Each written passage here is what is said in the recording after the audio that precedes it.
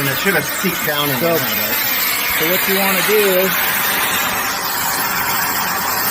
if you're not just trying to fill the joint, you want the joint to be strong. So remember what I said about half on each.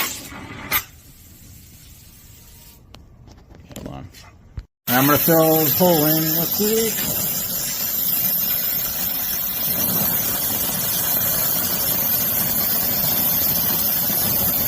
Okay. So you're pretty good as far as filling in the joint. So you want to cap it. So see how I just lay it on there and melt that over? And then just use the material.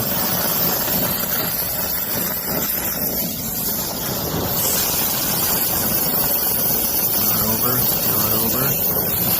See how much better that looks?